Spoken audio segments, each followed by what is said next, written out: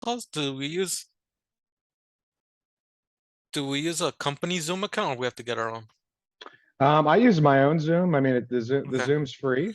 Okay. Um, but yeah, we can go over kind of I guess the basics, right? So we'll go over like sort of the basics of solar, some lead generation stuff, how to navigate through the platform, like the opportunity. Might as well, I guess, start at the beginning, right? And so we'll pull up your sister's lead. So where in Cali are you from? I'm in Los Angeles in the Valley, the San Fernando Valley. Okay, Yeah. nice, nice. So yeah, the West is the best. It has probably, I don't know, half of all the solar that's in the country is out in California. Oh man. Um, yeah. So probably like the beauty of this, I'm gonna share my screen here. Like we were talking about, right, is like everyone buys electricity every single day from a monopoly that rates are increasing, right? And energy is the largest industry in human history, right? Like it makes the cartels look like child's play, right? Like the world runs on energy, right? Hmm. Doesn't run on Duncan. I mean, the first traded commodity in the world is gas, and then the next biggest traded commodity is coffee, right? These are like the fuels of the engines of industrial civilization, Hmm. right? So the cool thing about technology, right? Technology always disrupts the incumbent monopoly, right? Like we're talking on cell phones or Zoom wirelessly through satellites across the country, right? So everyone has Netflix, not cable, cell phones, not landline. We've got Uber, Airbnb, Amazon. This is what's happening, right? So this is the last 100 years of technology adoption, where no one has something till everyone has something, right? So we've got the largest industry on the planet, which is energy, right? That's being disrupted by a technology, and it's 100-year-old technology. It's not new. And so the cool thing that happens is, something starts out expensive, it's weird, it's scary, right? Like back in the car, like Henry Ford didn't invent the car. He invented the assembly line to make cars affordable, right? By mass production. And so, at first it's like, well, that's a stupid toy for rich people. Why do I need that thing? I've got a horse and buggy. Once he makes mass produces cars and makes them affordable, everyone realizes it's a better way and they do it. So technology always inevitably gets better, faster, cheaper, right? So technology and economics transcends ideology, right? It doesn't, you don't, no one cares about horses versus cars. They care about getting from point A to point B. No one cares about like where their TV comes from. They just want to watch their show, right? No one cares about like, I'm not married to the fucking landline phone. I just want to connect with, call my grandma or call my girlfriend, or whatever, right? Like call and order pizza, right? So like when no one gives a shit about the electric company, right? Everyone hates the electric company, right? Because the rates are like rising exponentially or compound all the time, right? And so, if you look at these technology disruptions, right? Once they happen, once it crosses what they call the tipping point, it grows exponential, right? And have you heard the term exponential before? Yeah. Yeah. Unfortunately, we learned about it firsthand the last couple of years, right? Viral growth, exponential. We think linear, 1, 2, 3, 4. Exponential is 1, 2, 4, 8, 16, 30. So it starts to snowball, right?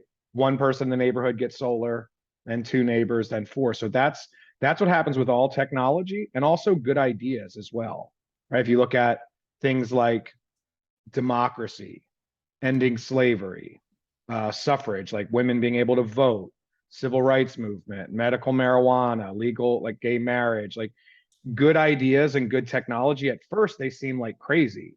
You know what I mean? To the mainstream of people, they're like, wow, that's insane. And then now, like your grandmom is hailing an Uber while tweeting and getting groceries delivered on Amazon by a drone. Like, this is what technology does. So, the opportunity before we even get into like how to pitch solar and how to find leads and how to present, the opportunity is this is happening regardless. This is just what happens, right? And so if we can get like 1% of 1% of this market, there's multiple millions in generational wealth that can be had while doing something good that helps people, like helps people a lot, really helps people save money, take back control of their power, on a deeper hippie level, like what's driving this is economics. But at a deeper hippie level, what solar represents is like, instead of these hierarchies, right, where the people at the top control all the resources, right, the oil and the energy and the money and right, the information is more like a circle, like the peer-to-peer sharing economy, right? You've got a car, I've got a phone, I need a ride, like boom, Uber connects us, right? So that sort of peer-to-peer circular economy where the sun's basically free, the internet's basically free. So just a matter of how we can tap into that, right? And so it saves consumers and businesses tons of money, creates tons of local jobs that can't be outsourced. And the ultimate thing is like if we can, imagine powering cars and house and industry, like powering your house and car for free from the sun, right? Not only does it eliminate 70, 80% of the major pollution, right? Because most of the pollution is coal for our electric and gas for our car, right? Nothing against coal miners, which and gas, which like made the whole 20th century possible, right? Like I don't necessarily want to be an Amish person, like more power to them.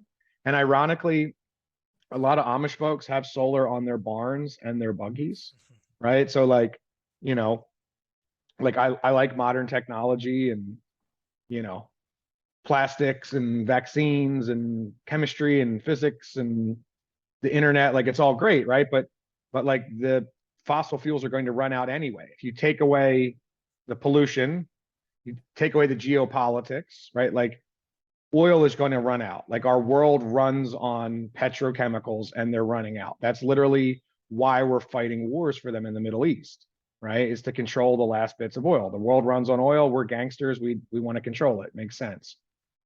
But no one can own the sun, right? Like it's freely and equally available to everyone. And it shines the brightest in the places that have historically been the most impoverished and oppressed, right? Like the equatorial belt, right? Like, you know, Saharan Africa and South America and like places that have sort of been left out of some of the industrial revolution. Like you could build a solar place in Algiers that could power all of Europe. Like you could take 100 by 100 miles in the desert in Arizona or Tijuana and power the entire like North America, right? So that's how abundant this is. If we could just capture like a fraction of the energy of the sun, we can power all of civilization free of oil wars, free of pollution, free of oppression. Like it's an energy source that's freely and equally available to everyone. It's so uplifting and empowering, right? Like that's sort of part of my inner hippie mission type stuff, right? Save the planet, kumbaya. Um, I mean, actually, forget save the planet, right? The planet will be fine. It's save the humans, right? Like we need to breathe air, drink water, grow food, and we need energy for our economy, right? There's a great quote from Arnold Schwarzenegger. He's like, I don't care if you believe in global warming. Lock yourself in your garage and turn on your truck and come out in 30 minutes and we'll debate. Like just old fashioned pollution, like you're not going to come out. You're going to choke and poison yourself, right? So, anyway, I'm sort of jumping around on tangents, but like the idea is the people that got rich during the gold rush, right? It wasn't necessarily the gold miners, it was Levi's, like people selling blue jeans and picks. Mhm. So these technology disruptions happen and are inevitable. So the opportunity in solar, I think, is one of the greatest transfers of wealth in modern history, right? Before that, it was probably the discovery of oil. You had then the discovery of computers and cell phones. I mean, before that, there was agriculture, the printing press. Like if you look at some of the great innovations of human history, right? Like the discovery of fire, the wheel, agriculture. We sort of muddled along for like several thousand years there with not much happening, right? Then you get the printing press, and that leads to sharing of information. So you have democratic revolutions, scientific revolutions, reformations. People can actually read and then share ideas. So now, like we're in this, modern industrial era, and we're at the brink of evolution or extinction, I think, right? Like if we don't get our shit together, we're going to destroy ourselves and the planet fighting over basically fossilized dinosaur bones, which come from the sun in the first place, right? So the flip side of that, the amazing opportunity, right? There's a great character from the um It's like a Japanese character for crisis or problem. It's like problem plus opportunity, right? So one of the greatest problems before us is also one of the greatest economic and business opportunities where we can really help people. We can do it in a way that's like a win-win, triple bottom line, people, planet, profit.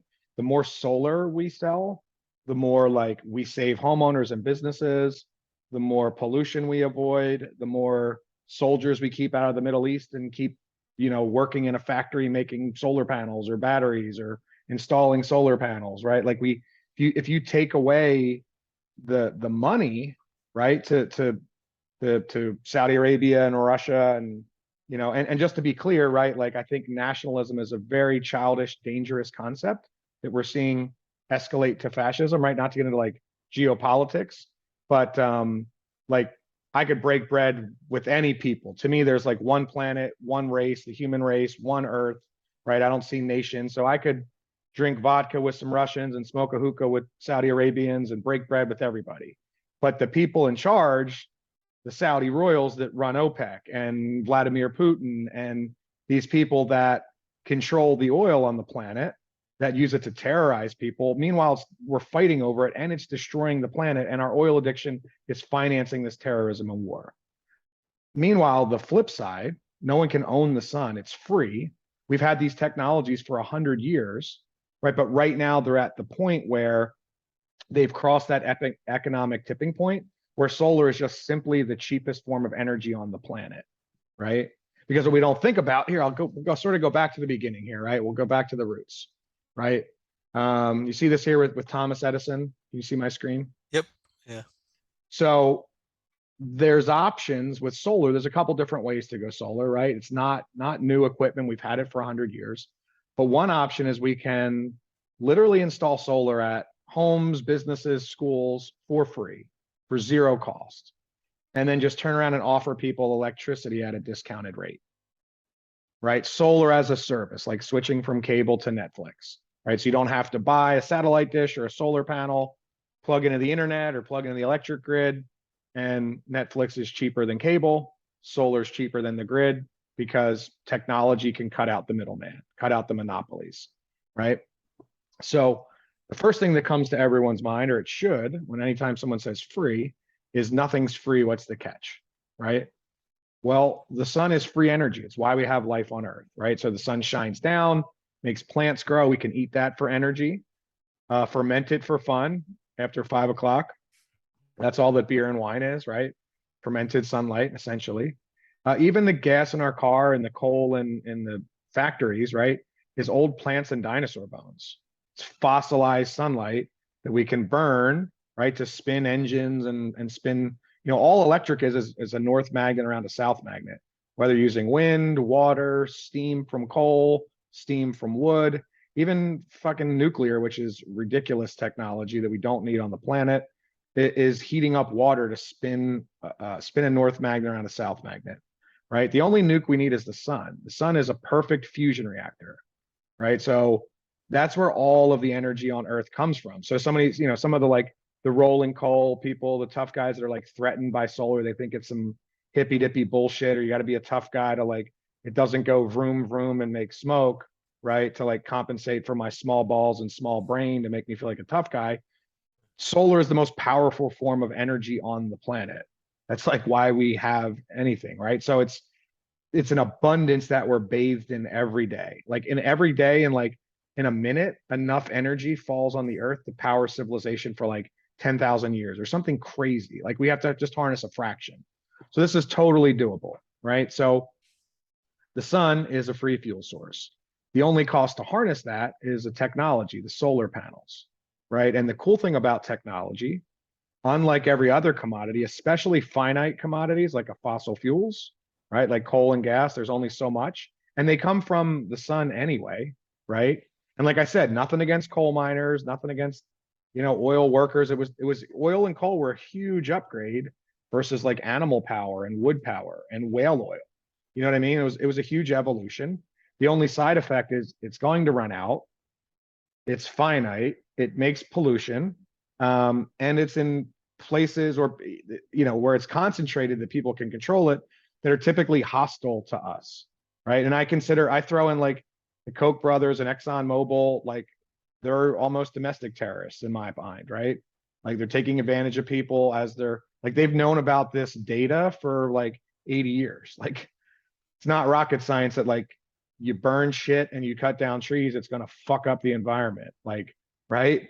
Like I'm not into doom and gloom. I think humans are adaptable and will survive. And I wish that like global warming wasn't the issue. Like, forget that. Just like Arnold Schwarzenegger, lock yourself in your garage, turn on your truck, right? Like you're just not gonna come out, right? And pollution aside, if oil runs out, our civilization ceases to function. So we need to find alternatives to that. And some of the biggest problems are also the biggest business opportunities, right? And so that's what we're looking at. So electric companies have had a 100-year government protected monopoly. Because of that, the rates for electric go up about 5 to 7% every single year for 100 years, which is not a coincidence, right? That's not, you ever play Monopoly as a kid, right? The Yeah. reason that, Boardwalk and utilities are such good spots is because you can charge whatever you want, right? Why is your food and beer at your house, if you're like watching a movie or a baseball game, why is it free or whatever it costs from the grocery store wholesale?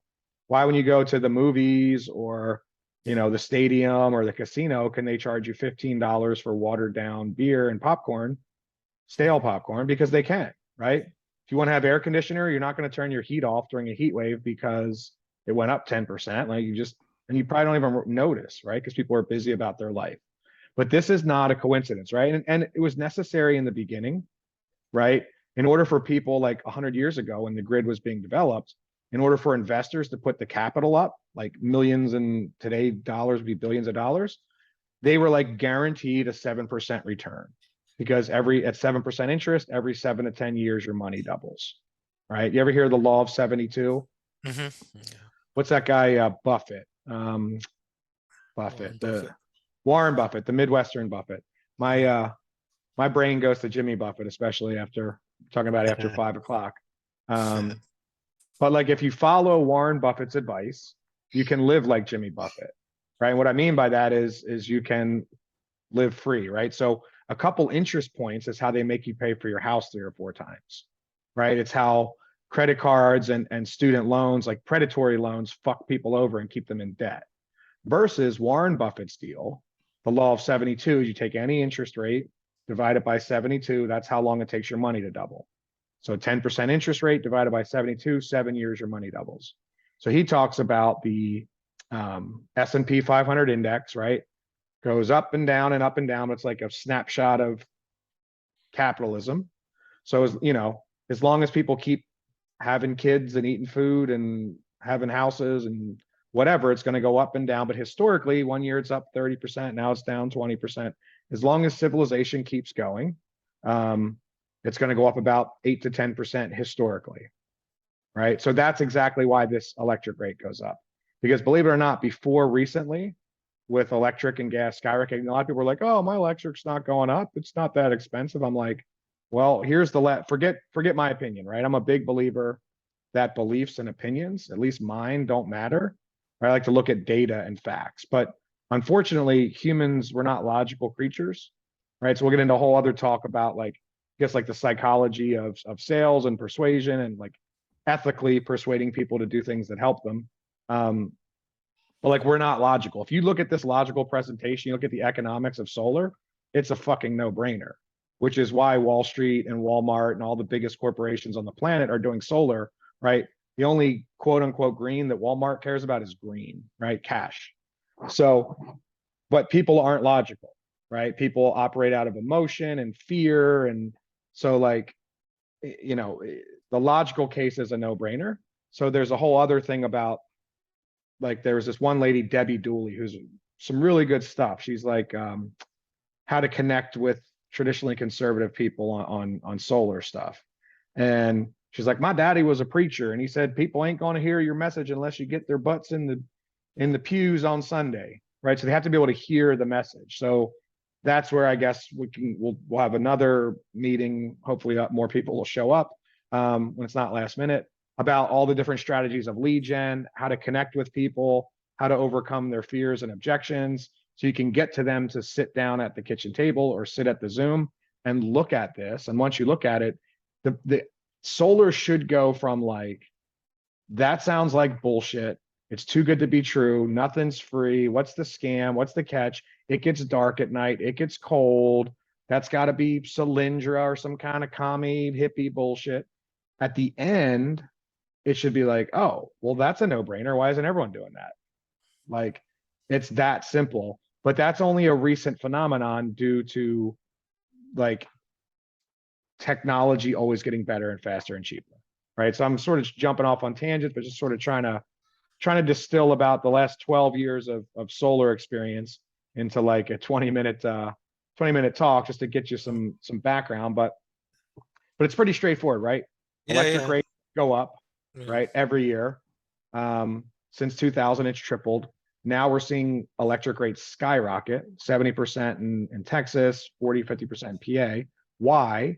Well, lots of factors. The cost of natural gas is up 1,000% because Vladimir Putin, nothing to do with the US president. I don't care what people think about politics, right? Like, there's the grid's 100 years old, Mhm. fossil fuels going boom and bust cycles, supply and demand.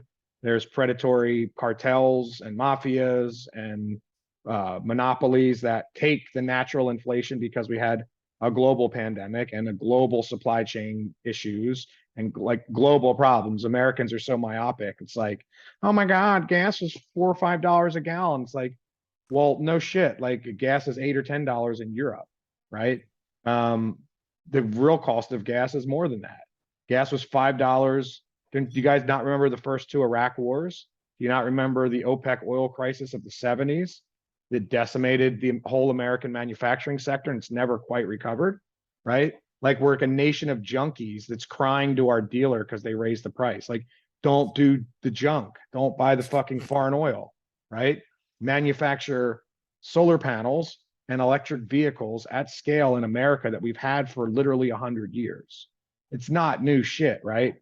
Outside of the power of oil companies, we would have had this stuff a long time ago, right? The reason it's happening now is as electric gets more expensive, technology, right? Like the phones and Zooms and computers we're talking on, starts out expensive, gets radically exponentially better and faster and cheaper. So the orange here is the cost of a solar panel. The blue is the number of installations. So, this is back in the 70s, like been to the moon and back.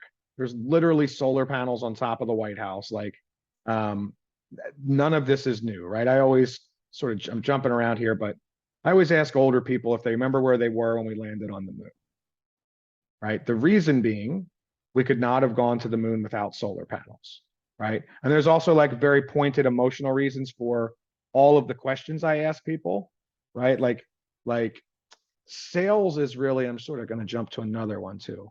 Sales is like, it's not about the features and the benefits, and it's not even about the logical offer so much as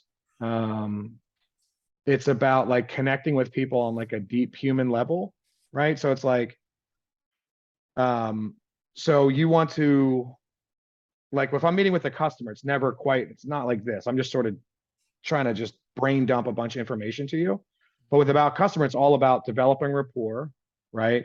And then using questions and the Socratic method, which is like asking people questions to get them to think they found the answer that you want them to get to.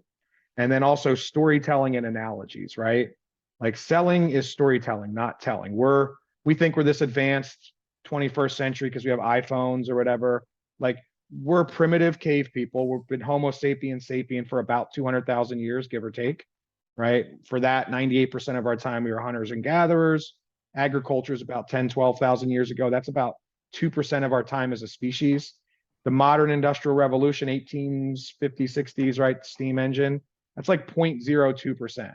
And we're at the precipice of economic and environmental and social collapse. We're also at the precipice of like a truly abundant evolution, right? We have this amazing opportunity if we can raise our consciousness from like monkeys to men, right? Like go from our primitive limbic brain, the reptile monkey brain, to our human potential, like science and logic and love and art and our potential as humans, right? But so like you know, the first thing I would do, and I'm interested and I want to talk to you much more, right? But I just want to sort of like get into sharing some information so you have some stuff to go out there with.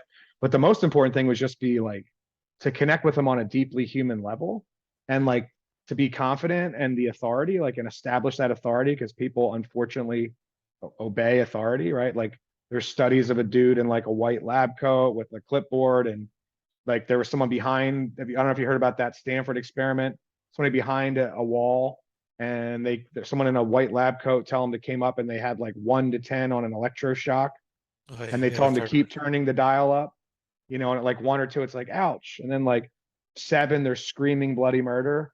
Every single person turned it up to 10 and would have electrocuted the person. They weren't actually hooked up. It was just a sociological study of people unfortunately follow authority. So it's important that we use our authority ethically, morally, spiritually to always do the right thing to help people. The beauty of solar is that most of the time it's usually a good deal for people. If they live in the forest, if it's like in, you know, an 80-year-old grandparents that can't use tax credits and it doesn't make sense for them and they're on some discounted rate plan, like you were asking about that D plan. If we can't save them money, then I always walk away, right? It's like, oh, well, maybe it's not the best for your situation, but we have a great referral program. Let's call up your grandkids and see if we can help them out.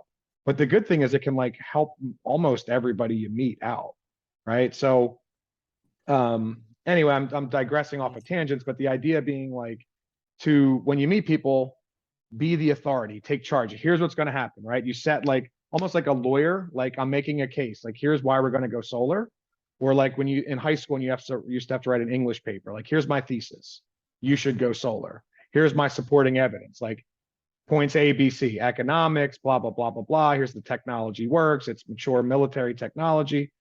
Features and benefits don't sell anything, right? Logic doesn't sell anything. The emotions, that's why I'm asking questions of like, remember where you were when you landed on the moon? People remember that stuff, like JFK, the moon landing, 9/11, unfortunately, powerful, powerful emotional anchors, right? Like when you see advertisements on TV, it's all it's all like very primitive emotional things that are playing to primitive instincts, right? Like power and sex and freedom and control. Like you're riding down the highway with the wind in your hair and a cigarette and a pretty girl on your arm and they're like selling a washing machine or like insurance or some shit, right? Like um it has nothing to do with it. But what you're doing is creating a powerful emotional response, and you're pair bonding yourself and your product with that. So really, I mean, at the deepest level, sales is a transfer of emotion and a transfer of like confidence and surety. Like I know I'm the authority. I know solar is going to help in your situation. I'm going to show you how, right? But that you're going to develop such a rapport that they can trust you, so that they can overcome the inertia of like their existing things like what they've always been doing, right? Well, I don't know. What's my electric bill? I don't know. So I can just pay it. I don't know. My husband, my wife pays it. It's auto pay, $200. Who cares? Right. It's what I've always done. Right. Like so I'm always using like storytelling and analogies to convey the message. Right. And that's what humans have done for thousands of years is they embed data and embed like things through storytelling, right? That's what I was talking about, like the primitive stuff, like sitting around the campfire, telling stories is how our brains are wired to receive information. And even modern media, right? Like movies and social media and stuff is like built around storytelling, right? So with solar, we don't have a 30-second Super Bowl commercial. Like that's us. So by doing storytelling and connecting and having segues and analogies, because I don't know what the fuck's a kilowatt, like who cares, right? Like but like I know what my cell phone is, I know what like and like the feel felt found, right? So instead of me just on my soapbox preaching, it's like the analogy of the PPA is like switching from cable to Netflix. So I'm like, oh, I was over at my parents' house and a commercial came on TV and I was like, what the heck is this? Like, why are you paying $100 to watch commercials? Right? Like, here's my Netflix password. It's $10, now it's $15 with no commercials, and it probably knows you better than you know yourself, right? So it's like people have just always been doing that. Like, I don't know, I want to watch my shows, I have cable. What do you mean? I want to make a phone call, I have AT&T. What do you mean there's some little phone that's going to fit in your pocket with no wires that's going to like bounce off satellites? Like, what the fuck are you talking about? Right? Because to even though this technology's been around for a long time, for a lot of people it's new, right? On the mainstream middle American marketplace, it's a new thing, right? And therein also lies the business opportunity, right? Like, here's the tipping point, right? We're at like nationally less than 2 or 3% have solar. For the last 10 years, solar's been growing exponentially, doubling every year. It took like 40 or 50 years for California to get 1 million solar rooftops. It took 4 years to get 2 million. It's going to take 2 years to get 4 million. It's going to take 1 year to get 8 million. So that's how things like, that's the power of exponential growth. Like, this is happening regardless, right? Regardless of whether we help people do it, this is happening purely on economics. It's better, faster, cheaper, period. So as soon as people discover, as soon as you try a smartphone, you're not going back to the landline. As soon as you try the internet, like, you're not going, well, I still like libraries and books and stuff, but like, as soon as you try Netflix or streaming, like, why in the hell would you pay more money for cable? It's ridiculous. It's just, and that's what happens throughout history, right? It's inevitable, right? It's purely on economics. Because as I was bouncing around, I was going from moon landing to back to the economics, right? My point was, it's not new technology. It's been around 100 years. In the last decade that I've been doing solar, the cost for solar panels has plummeted 90%, over 90%. This is like, remember when flat screen TVs first came out, they cost 10 grand. Now they cost a couple $100, right? Remember the first cell phone, the big briefcase, the Zach Morris brick, the Wall Street briefcase, $10 a minute on roaming. Now the phones that we're talking on literally have more computer power than everything combined when we went to the moon at NASA. Like, an entire like city block worth of computers and everything on the Apollo spaceship. We have more computer power on our cell phone. It's literally 1 million times cheaper and 1 million times more powerful, right? That's the power of exponential, right? And so back to like remember where you were for the moon landing, right? And so I'm proving the case that this is rugged, military proven technology. It's not some newfangled hippy dippy thing. It's not some tree hugger bullshit. It's not, that this works. This shit has been to the moon and back, right? And I had one guy, it's like, yeah, I was in Florida at Cape Canaveral. True story. Turns out he worked for NASA. And he's like, listen, kid, he's like, this is not new. So, like, I don't know who you think you're lecturing about solar panels on your little soapbox here. This was around before you were born. It's not rocket science. It's basic chemistry and physics, meaning sunlight shines on metal, right? In this case, it's silicon, which is basically melted sand, similar to computer chips. Somehow the photons stimulate electrons. I don't know how, it's magic or physics. And he told me, and it stuck with me, like, this is not rocket science, it's basic chemistry and physics. And we've known about this literally since 1839. There was prototypes in the 1890s. Really, the modern panels were developed in the 40s and 50s at Bell Labs over in Jersey, which is where they invented the microchip, the satellite, solar panel, based on the research of Einstein and Nikola Tesla. It's been on every satellite since 1958, been to the moon and back. Jimmy Carter had solar panels on the White House during the oil embargo in the 70s, right? And if older people were there, they remember that, like lines for gas, you can only get, so I always ask people, like, do you remember that, right? You remember lines, and oh yeah, you can only fill up on odd days or even days or on Wednesday, like depending your license plate. Do you remember your car before that?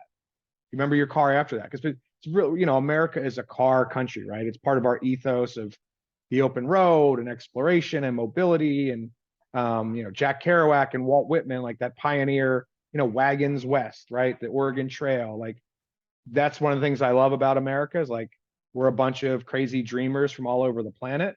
We're on stolen land built in with slavery and oppression of every immigrant group, including like the European immigrants. Like my family's Irish and Italian, and it was like Irish dogs go home, Dago wops like go home. Like it's kind of some screwed up. Like we're a nation of immigrants that's scared of immigrants.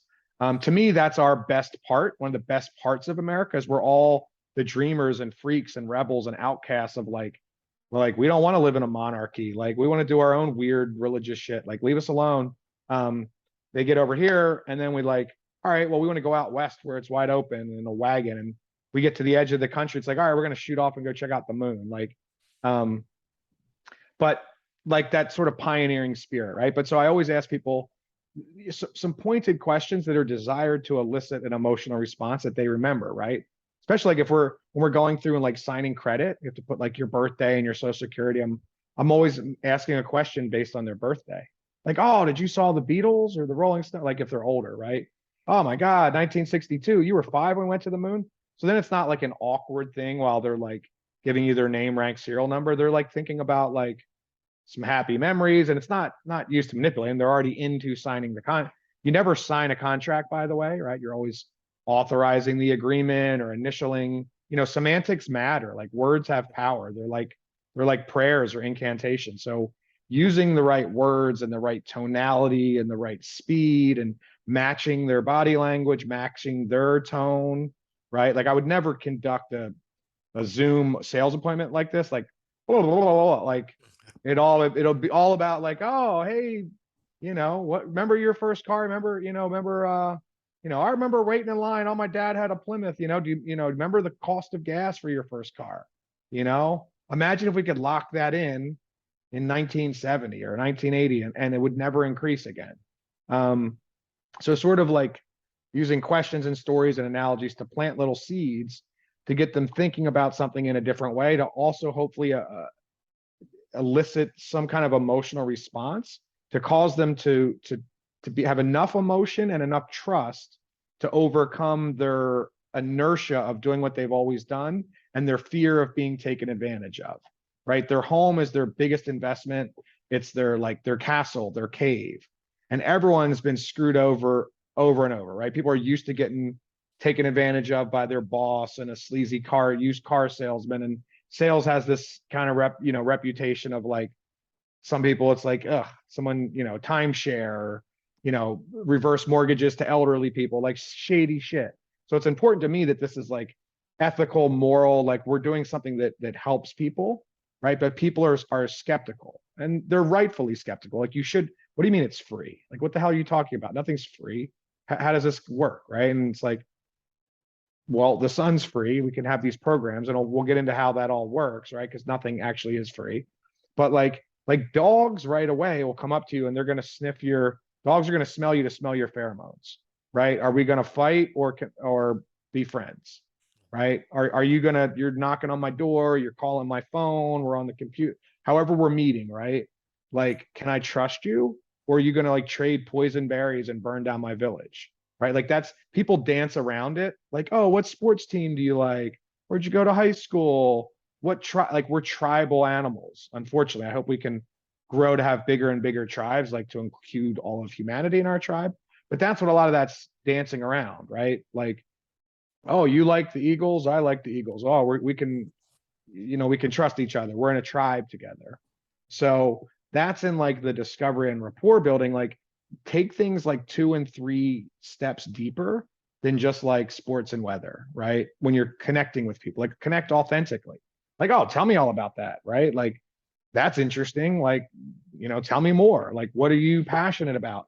I want to get them like telling me stories. Back when I used to go in people's houses years ago, like my appointments would take forever. Like I'd have them, the photo book would be out, like telling me about their vacation with their grandkids and their dog and like, and I'm authentically interested. I'm not just like blowing smoke up their ass to try to make a sale or have a transaction. It's like, well, I'm interested. Like I'm on the train, I'm talk to strangers. Like I go to a restaurant, I like talk to people. Like I'm, you know, Mhm. What would you do if you hit the lottery? Where are you from? What's your story? Like what, never like you go to like a networking event or like a high school reunion. It's not like, oh, hi, who are you and what do you do? Right. It's not like, oh, I sell insurance. I have 2.3 kids, a dog. It's like, I don't give a shit about that. I mean, I do like, what are you passionate about? What lights your socks on fire? Like, what do you get out of bed excited to do? Why did you come to planet Earth in this time? Like, what did you incarnate for? Like, what are you passionate about? Right. So, like, that's what I want to get people talking about, right? Because kilowatts and we're going to do business, right? We're going to do business, but first we want to break bread and we want to connect so that you can trust me that like, all right, this guy is a human. He seems to know what he's talking about. He's not hopefully not going to steer us astray. And like, but I'm also deliberately trying to stir up emotion.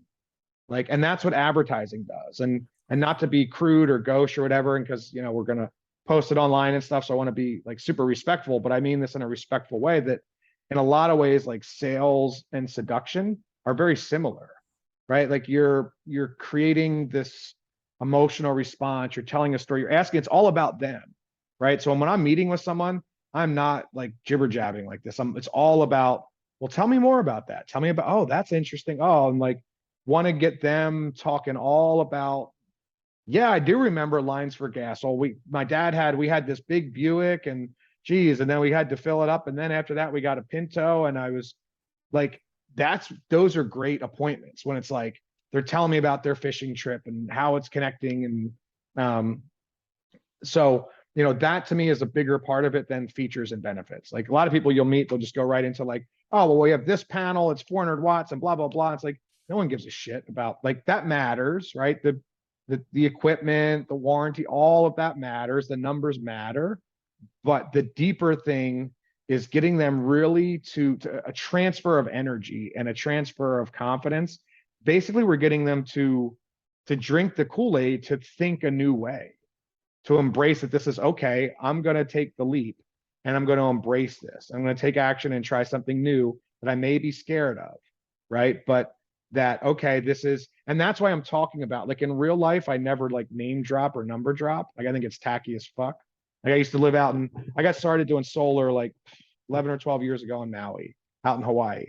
And, I always grew up doing construction my whole life. So like proudly blue collar. Was out there doing construction, and we had this little food truck, the Aloha Juice. Let me see if I can find it for you. And we would chop coconuts and make smoothies. And someone put a little solar panel on there, and this guy made a bike, and you ride the bike, and it would spin the blender. And like more people were interested in plugging their phone into the little solar panel doodad and the bike that would spin the blender. And I mean, I think I made pretty good smoothies, right? But more people were interested in that. And the reason I'm so confident in this solar transformation is it's inevitable. I've seen it. I've experienced it firsthand. So like this was our Aloha juice. Can you see I reshared? Hold on. So I saw it go from less than 1% of people had solar when I was there. When I left, this was what we had. We had chopped coconuts with a machete, had a little surfboard thing. We had a little tiny solar panel on there. This was like a photo shoot they did there. So we'd like set up where people would go surfing and stuff.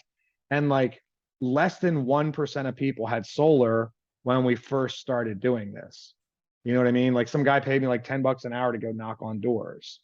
And I quickly realized like if I'm going to knock on doors, I want to knock on the biggest doors there are.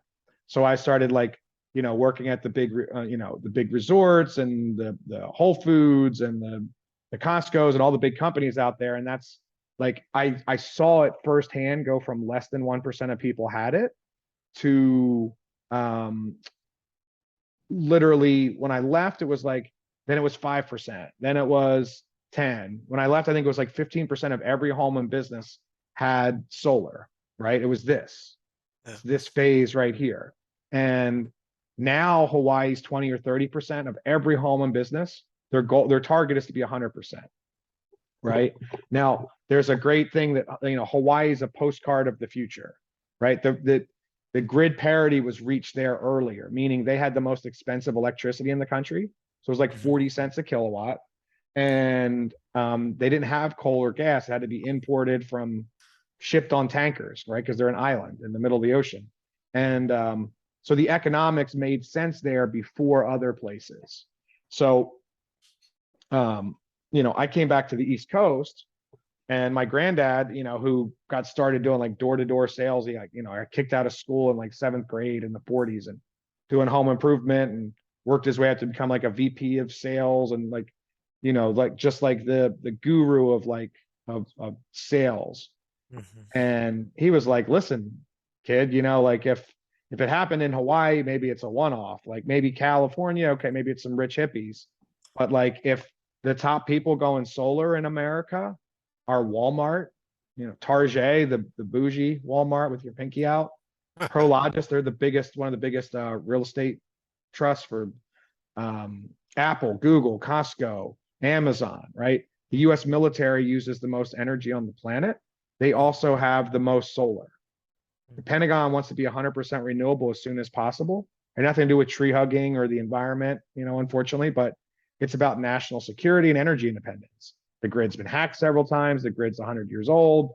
More and more extreme weather, stuff like Texas last winter, and where renewables actually saved people and batteries. California, so the weather is getting more and more extreme, right? Wall Street's invested 3 times more into solar than coal and gas. Um, right? Nothing to do with the environment, right? These are the smartest, greediest organizations on the planet.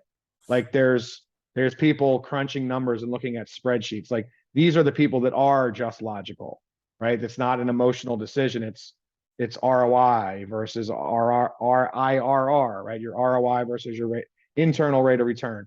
The ROI on solar is typically 20 to 30%. The payback, depending on what state you're in, is anywhere from 3 to 10 years in your cheapest states, right? So your most expensive states, and then some states have incentives on top of the federal tax credit. Your Mhm. payback can be 3 to 5 years. Most places, on average, it's about 5 to 7 year payback. Um, Meaning the savings, the avoided electric cost, plus the federal tax credit, whatever state incentives there are, that hardware pays for itself in savings in about 5 to 7 years. Then you literally have free energy for the next 25 plus years. So the panels now have a 25, we have a 30-year extended warranty, which is a really awesome differentiator, um, where everything's covered, right? And we know that they can do that because the panels will literally last 40 or 50 years. It's not my opinion. There's still solar panels from the 70s that work. There's no moving parts. There's no engine. Like it's just silicon. It's melted sand. Eventually metal rusts, but it's cased in tempered glass that um there's 500-year-old glass in cathedrals in Europe. Eventually it makes a little bit less. It produces like 0.25%. So the new panels are guaranteed to have like 85 to 95% of the power they made today by year 25. So maybe in 50 years, it's making, who knows, 60, 70, 50%, but it's going to work for decades. But, what people don't think about is it's the only investment on earth I know of, besides maybe like an apple tree, that pays for itself. Meaning like you don't have to dig in your pocket and write a check to go solar. Like you just take your same 200 or 300 a month budget that you were throwing away to the electric company and you invest that the um, to the electric company. Um, you know what I'm saying? Yeah. So like it's going to pay for itself, and and once it's paid off, you're literally printing money. It's like planting a money tree, right? Like because people don't think about, right, the devil's advocate, the cost of not doing solar, right, the cost of not having Netflix, the cost of, right, like $200 or $300 a month for electric or more. You don't think times 12 months a year, that's 3, 4, 5 grand and rising at a compound rate, 5 to 7% minimum. But even just for the sake of argument, if it never goes up, right? 2 or 3 or 4 grand a year, whatever your electric bill is, times 10 years is like 30, 40 grand, times 20, 60, 80, times 30 is 90 or $120,000 or whatever just to keep the lights on. So your average house is looking at $100,000 electric bill over the next 20, 30 years. Now, most people move in 7 to 10 years. So that's another thing we'll get into where solar, like taking everyone's common objections and common fears and turning them into assets, right? They're worried it's not going to work. It's going to screw their house up. It's their most like, well, no, here's the data. The data is that homes with solar typically sell for 15, 20, $30,000 more, anywhere from 4 to 9%, depending on the state. It's not my opinion. This is Zillow and the US Department of Energy, 10 years of data with thousands of homes. Like, this is not my opinion. People, at one point, maybe a decade ago, this was a new fringe thing. But now there's over a decade of data showing like your house will sell for more money and it'll sell faster. So turning fear into confidence, turning they're worried it's a liability, it's actually an asset, right? And you're already on the hook for over $100,000 for electric before you factor inflation and monopolies and the rising costs of finite fuel. So it's like that's where you have to get this like emotion and power to get them to take action, right? Like there's that guy who I love. You got to check out his book, the Michael O'Donnell sales training stuff. He's got it's right here. Let's see, the No Matter What. I've been reading it. It's great. Order that book. It's awesome, and follow him. He's got some really great stuff. But How go ahead. how do you get all like I think this is kind of like on my sister's case, her fear is she's thinking about the idea of carrying that debt Mm-hmm. and like you know how you have your debt to income ratio, like maybe she wants to buy a car down the line or any of that. How like that's what they're focused on. How do you get through that? Perfect. Yes. And so that's a good common thing. So back down to reality of like in implementing this stuff in practice. So the PPA, the power purchase agreement, there is no debt, right? They're not taking on a loan. In the PPA scenario, we're literally going to come out and install it for free and sell them electric at a cheaper rate. The reason we're willing to do that, right? Nothing's free. What's the catch? Well, I'm a tree hugging hippie, kumbaya. Our investors aren't. So I like to like cut through the BS with people of like, you're right, it's not free. Here's the catch. What's the catch? The catch is your average house is going to get 10 or 15 grand in tax credits. So on the PPA, the lease would sort of kick this whole thing off before people could afford to finance solar, which now you can because it's gone down 90% in cost. But back before people couldn't afford to buy it or finance it, the PPA was the original sort of model. Solar as a service, right?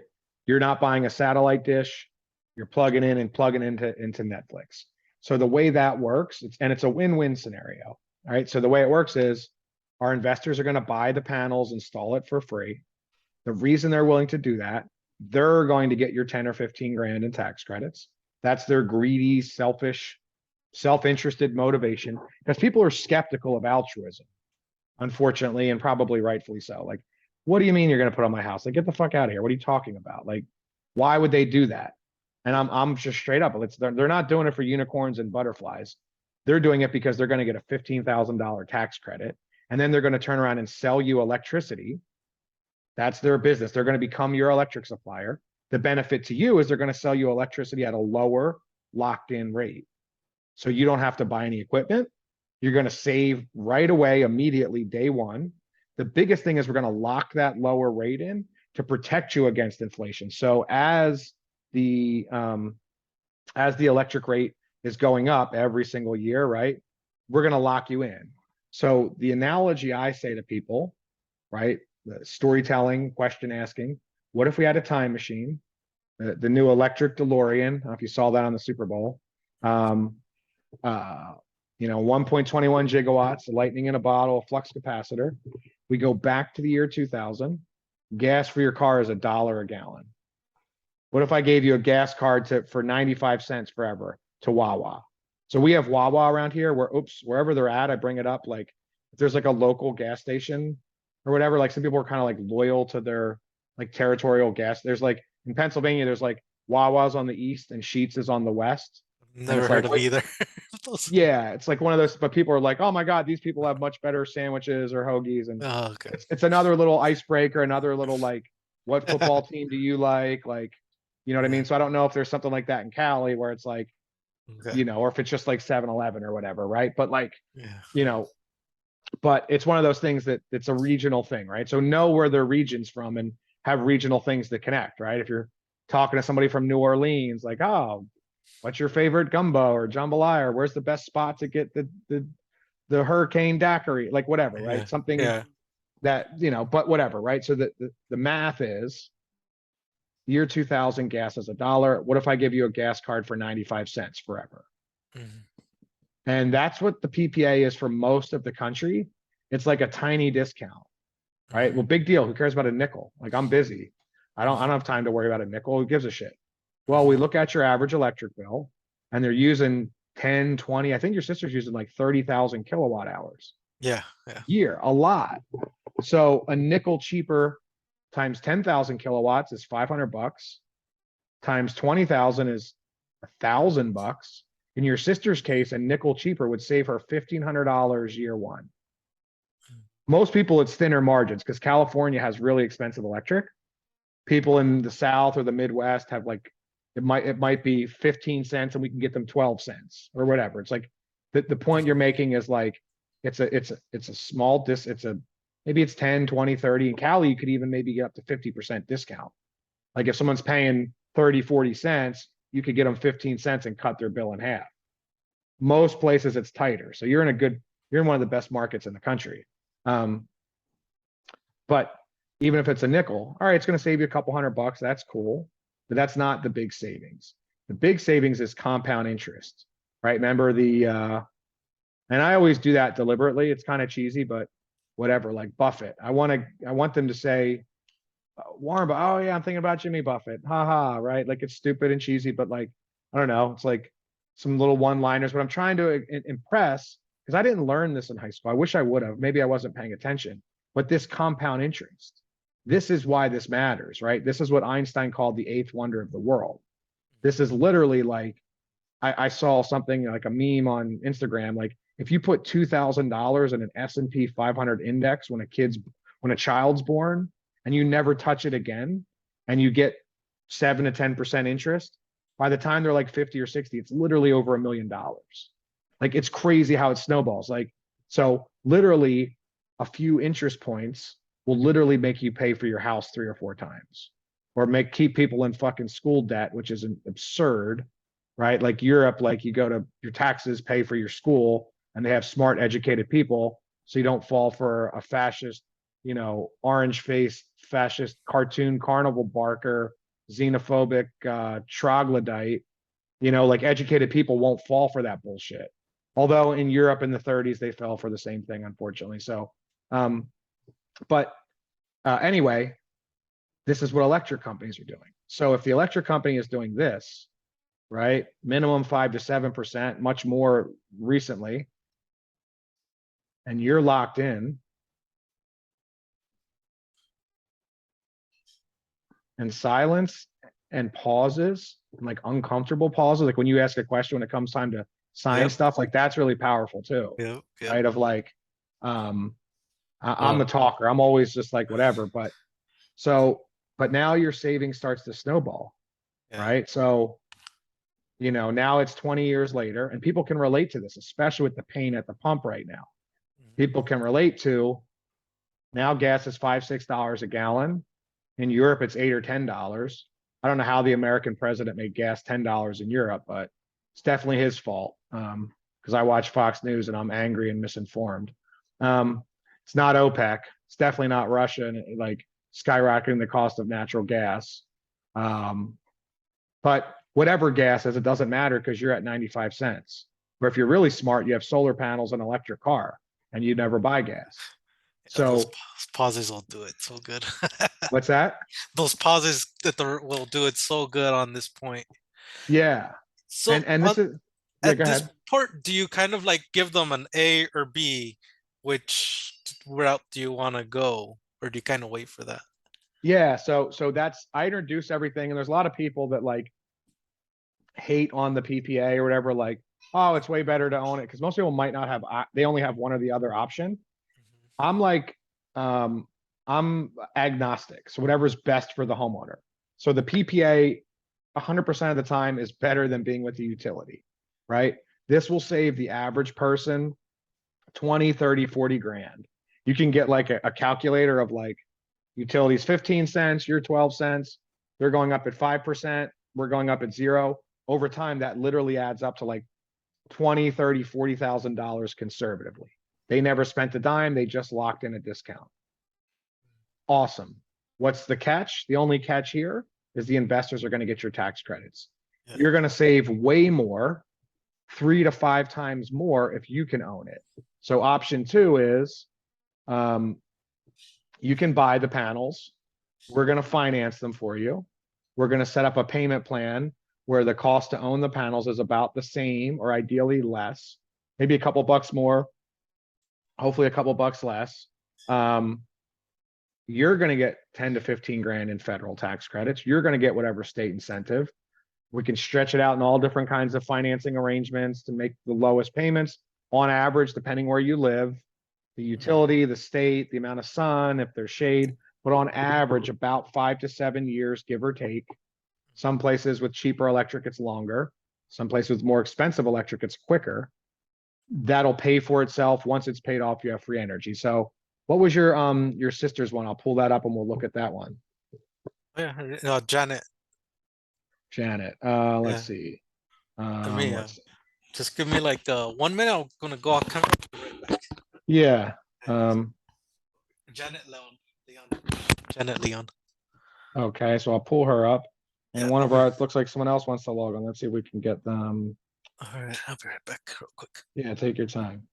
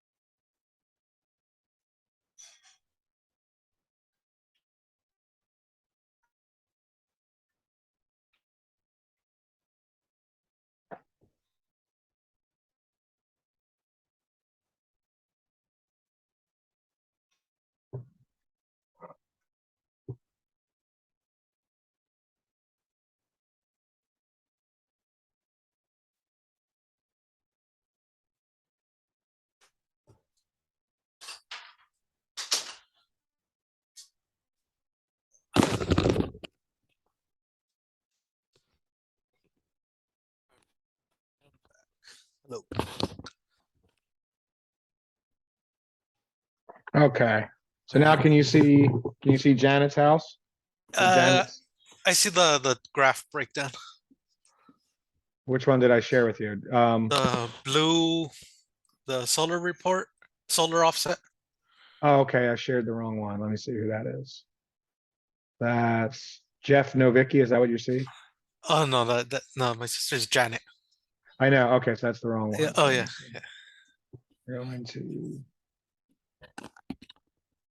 So I got like this like new like 50-inch screen, and I'm trying to just share the one window instead of the whole thing. Okay, I think this should be Janet's.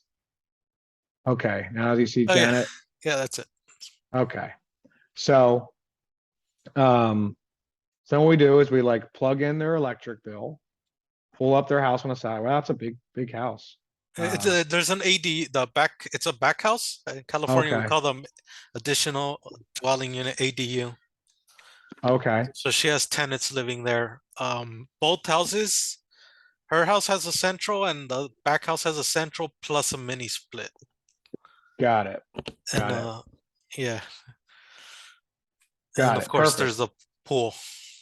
Okay, and so what we're gonna do is we're going to pull up your house on the satellite, Mhm. put up enough panels to ideally produce like 100% of your power, right? And so the most effective are south and then east and west. So I think we'd probably, this is south. The panels on this side are probably going to make more than the panels on this side, unless there's a lot of shade here. So I would put panels here. Right? Does that make sense? Do you understand what I'm doing? Yeah.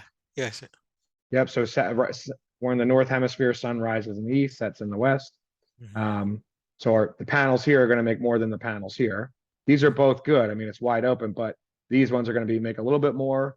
Here's the azimuth, right? So I think 180 is perfectly south, 360 is perfectly north, I believe.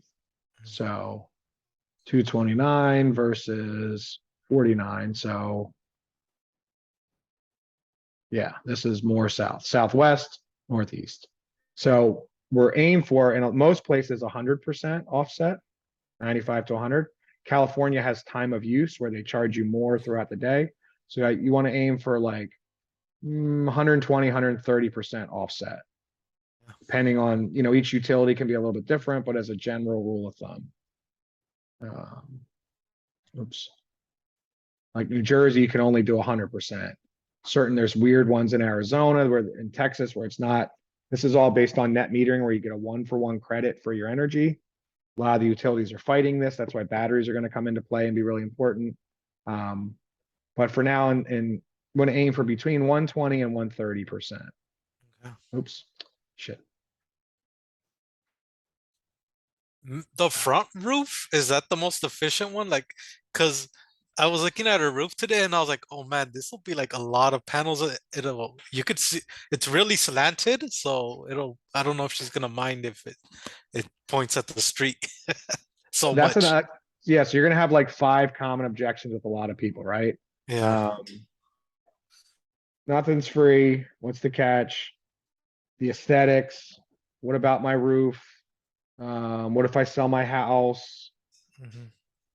It's got to be too expensive. People just aren't familiar with these vehicles. So you want to be like, oh, and I'm always like, you're right. Oh, you're right. Panels used to be bulky and thick. The new panels are thin and sleek and low mounted. It looks sharp. It's going to protect your roof, make it last longer and stronger. We're going to put a 30-year warranty on top of your existing roof, right? Just like a cell phone case, right? You wouldn't get a brand new cell phone and not get a case. The two things that age your roof are the UV, the heat, the elements. It's going to reflect the heat in the summer, keep your upstairs 7 to 10 degrees cooler. I can show you a video. We shoot hail at 100 miles an hour. It bounces off. God forbid the way 2020 went, watermelon sized hail, tree branch, zombie apocalypse, murder hornets, you name it. We fix, replace, repair it for free. So so you're taking their common fears and objections. The Mhm. solar is going to protect their roof. The solar is going to make their home more valuable. The solar is going to save them. It's not expensive. The solar is going to save them money. Um, right. But that's everyone has that same objection, right? And why wouldn't you? Right? It's your house, but like, oh, these new ones look really sleek, right? There, your neighbor has it, right? It's not, but we zoom out, that neighbor has solar, Mhm. that neighbor has solar, right? Like, so here we're at 130%, right? So um that's good. Maybe we only need 120 if she's worried about too many panels. Ah, ah, okay, Well, 125. yeah, well, she hasn't said it, but I looked at it today and I was like, well, wonder if she might say that. Yeah. Well, we always got to be like super confident, like, oh yeah, that's how it used to be. But But now they're awesome. It's new, it's thin, it's not, doesn't look like that. So this one is going to be, we look at the numbers, this is going to be like your average house is 10 or 12,000 kilowatts. mhm. Some are more. So this is like 3 because we have 2 houses. And so the numbers to buy this are going to be more expensive. But a PPA is also going to save them more. But the cool thing is it comes out in the wash, meaning, right, here's your house. The blue is what they use. The yellow is what it produces. So it makes more in the summer. Solar works in the winter. So people outside of another objection, people outside of Southern California, right? Like I'm over in, Jersey and New England and, Illinois, like it gets cold in the winter, right? So another thing is like, oh, does it work if it gets cold? People think it's like heat. So another analogy, right? Like, oh, well, it works in the winter, just like you get a sunburn on a cloudy day, right? If you're out skiing, um, there's people on the North Pole that have solar, literally. We have customers in Maine and Vermont. Germany, which is north of Maine on a map, has twice the solar as the entire USA combined. Germany's retired like 8 or 9 of their nuclear power plants. And on a sunny day, they're like the entire country's like 60, 80. There's days where they've been 100% for a short time, solar and wind. Right now, it's screwing them a little bit because they have to use a little bit more coal and they're on the hook for Russian gas. So that's messing them up, but it's only going to accelerate them even more to renewable energy. So one of the reasons this is happening, remember we looked at that tipping point of 10 years ago, why it went 90%? The Mhm. first was the computer chip revolution, printing silicon. It got cheaper to make silicon wafers, and that sort of, by virtue, helped the solar panel industry. Um, the two big things that happened at the tipping points was after Fukushima, right? So we're asking about moon landing, right? Like, oh, that's one of the pinnacles of civilization and technology. Then I asked people, because I used to live in Pennsylvania. So do you remember where you were when 3 Mile Island happened? Right? Like that happened like not too far from me, right? People remember that vividly, right? Do you remember where you were when Chernobyl or Fukushima happened? Right? The reason I bring that up is, right, like um, it's not like the comic books where people get superpowers, like fish get 3 eyes and people get sick. And so like maybe it sounds good on paper or you need it for outer space or deep underwater, but in reality, you know, we don't need nuclear on the earth. There's too much stuff that can go wrong, earthquakes.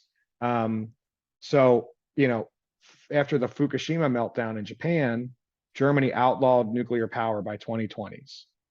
So, and then China ramped up mass production. So it went from this sort of luxury niche, like sitting on the shelf gathering dust at NASA. Like it was only ever on like satellites and little tiny pieces and calculators. Remember that, like in grade school? It's like the solar calculator, and that was it. Like Jimmy Carter had solar panels in the White House in the freaking 70s. Like we could have done this long ago, but it was legitimately too expensive. So once China started ramping up mass production, the price plummeted. That's called Swanson's law. More than Moore's law is what governs computer chips. Every year or two, the computer chip gets half as big, twice the output. That's named after, I think, Gordon, um, the founder of Intel. Gordon Moore is the CEO of Intel. Swanson's law is for manufacturing. Basically, every time you double manufacturing of something, the cost goes down 20 or 30%. You have economies of scale, you have machine learning, you have, you know, instead of a luxury niche thing, you're like going to Costco. You know what I mean? Like you're buying in bulk and you're getting big things. So that's across any industry. So that's what solar, it was this luxury niche sitting on a shelf that only NASA could afford. Germany outlaws nukes, China ramps up mass production, and then the US put these tax credits in place in 2008. It was actually 2006. Bush had a small one, and then Uncle Joe in 08 for the last time that Republicans deregulated Wall Street and crashed the economy with their private greed. And the last recovery package, tax credits for solar were a part of the whole recovery bill. And since then, 1 out of 8 jobs has been in renewables. Um, the cost since that happened, because now once these tax credits come in place, that's where this PPA is invented, right? Where you have big institutional Wall Street investors that say, oh, I can't afford to buy solar for my house, but some Wall Street guy is like, all right, I'll put up the money. I'm going to get this big tax credit. I'm going to sell you electric, so it's a guaranteed return, right? I know you're going to pay your electric bill. Most people pay their electric bill. So the more it got mass produced, the more the price plummeted. And then so once that happened, beyond just a PPA, now people can actually finance and own it, where it pays for itself, right? So we'll get into this and then we'll wrap it up. And then we got a lot more to get into, but this is just sort of the foundation stuff. I could go for days about this, but I got to rest my voice a little bit. I've been on calls all day. But Germany in the winter. So it works in the winter. Most people think it doesn't work in the winter. Works in the winter, just like you get a sunburn on a cloudy day. There's solar in the North Pole. The satellites in space are negative 400 degrees. They work. Germany works. It's, biggest industrial power of Europe. They have no sun. We've got people in Vermont. Oregon, but it is going to make more in the spring and summer just because we get longer days, right? Um, this is, the equinox. That's why every religion on earth has we're talking politics and religion, all the topics you're not supposed to talk about, but every group on earth has a celebration around the December 21st, which is the equinox or the solstice. So the shortest day of the year, the return of the light, right? So every group is basically like, we made it through the winter. We can plant crops again. We're going to survive. The light's coming back. Let's party. Let's give thanks for our blessings on the earth, right? Um, so it goes up until the summer solstice, which is the longest day of the year, right? It actually produces more power in cold weather, electronics. It has nothing to do with heat, just length of days. And the earth tilts on an axis and blah, blah, blah. And then the days start to get a little bit shorter, right? The fall comes. So what we do for most places, you're looking to go for 100%. California, because there's this time of use where it's like in New Jersey, it's your rate is 15 cents, 24/7. So we're going to make 100% to offset your usage. California could be like 20 cents in the afternoon. Then tier two is 30 cents when people are using power. Then 50 cents when everyone's cooking dinner. Then 3 cents in the middle of the night when no one's using power. So you want to build a buffer to offset that peak usage. But anyway, so here we're going to look at the average bill there between the peak, and I think it even went up, but the default is 38 cents. I think the peak is like 50 cents in summer now, right? In or what, SDE, Southern Yeah, California, yeah, Southern California Edison. Southern California Edison. So the average bill at that rate is like 800 bucks a month, 100 bucks a month. So with solar, we'll do a whole training on all the different financing options. But we'll set up a low interest loan that pays for itself. I like the Mosaic 2529. A lot of other people use a lower interest rate, but I'll show you all the nuance of that. But we'll just keep it simple for now. The solar payment for her to own this solar is 280 bucks a month. So we can put up enough solar panels to get rid of her 900 and rising electric bill, get it down to like 10 or 20 bucks just to be plugged into the grid. Make the payment to own this solar 280 bucks a month. So in California, it's nuts how much you can save people. Like other states, it's kind of tight. Like New Jersey, it might be their bill's 300 and we could get it down to 280, right? Get rid of that. But because they're paying 40 cents a kilowatt and we can get it down to 10, she's going to get a $20,000 federal tax credit. We have the new customer incentive. We're going to pay for her first year of payments. We're going to send her a check for $3,000. The cost, now this is like 2 or 3 times a normal system because your normal house is using 10 or 15,000. They're using 30,000 or more, right? They're using, yeah. So this is like 2 or 3 houses normal because they have a house in the back. So this is Yeah, yeah. like 2 houses, right? So for your normal system won't cost this much, but just as a point of argument, 26% of whatever that costs, and hopefully soon next year, 30%, that extending that tax credit. So that's going to cut like almost a third of the cost, a quarter, third. So her payback is 54 grand. So if they're doing, there's my calculator. They're spending 900 bucks a month times 12.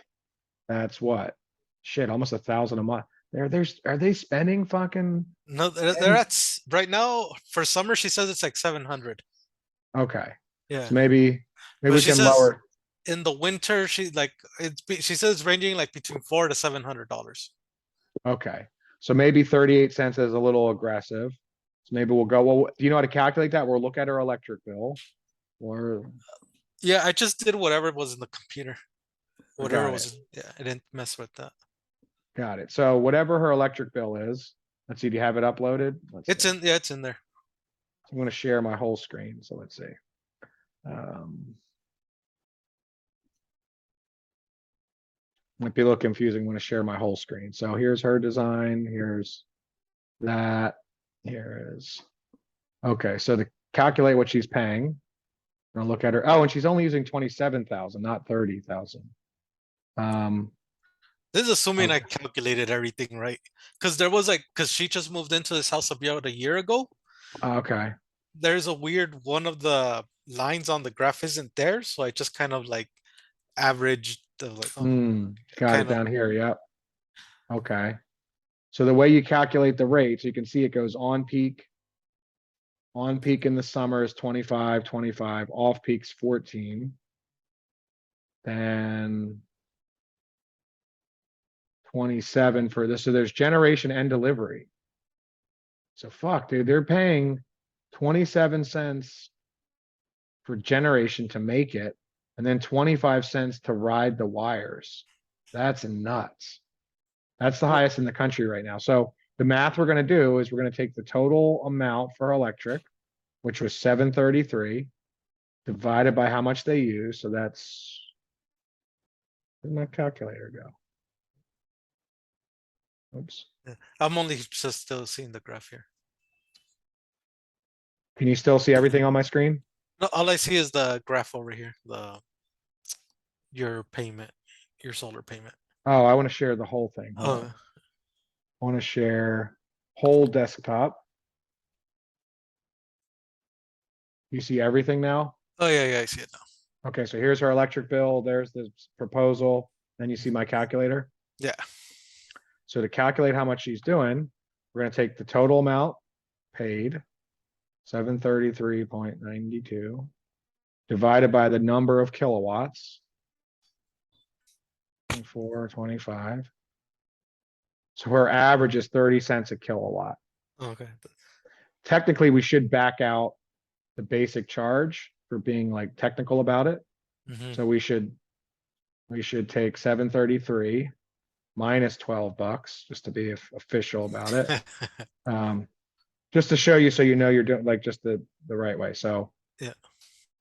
733 minus 12 bucks because that's the customer charge isn't going to go away. They're still going to have that. Okay. 721 divided by 24.25. So in reality, she's paying 29.7 cents on average for this bill Okay. between on peak, off peak, mid peak. Hmm. So in the middle of the night, she's paying 14 cents, and the peak of the day, 25 to deliver it. It's not even generation. To generate it on peak, she's paying 27 cents. Okay. Mid peak, she's paying 14. And then in the middle of the night, off peak, 6 cents.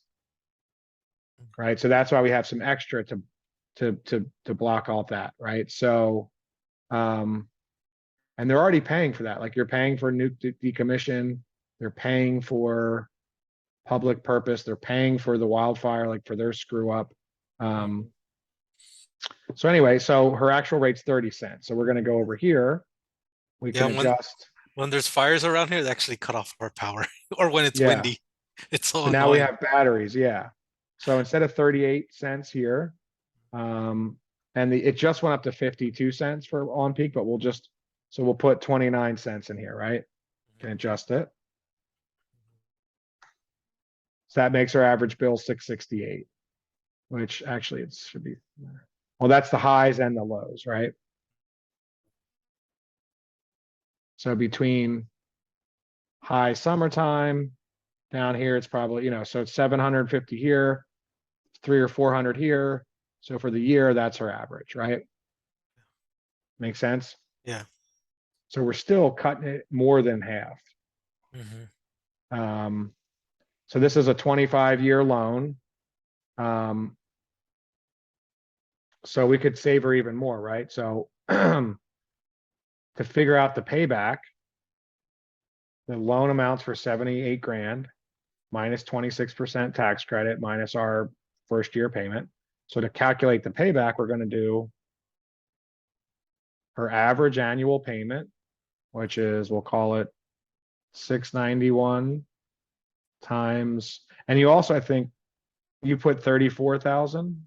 So we want to see total kilowatts. And if we did this year, her average daily was 75.7. There's a bunch of different ways to calculate this, but just to make sure we're doing it right. Um, where's my calculator keep going? Son of a bitch.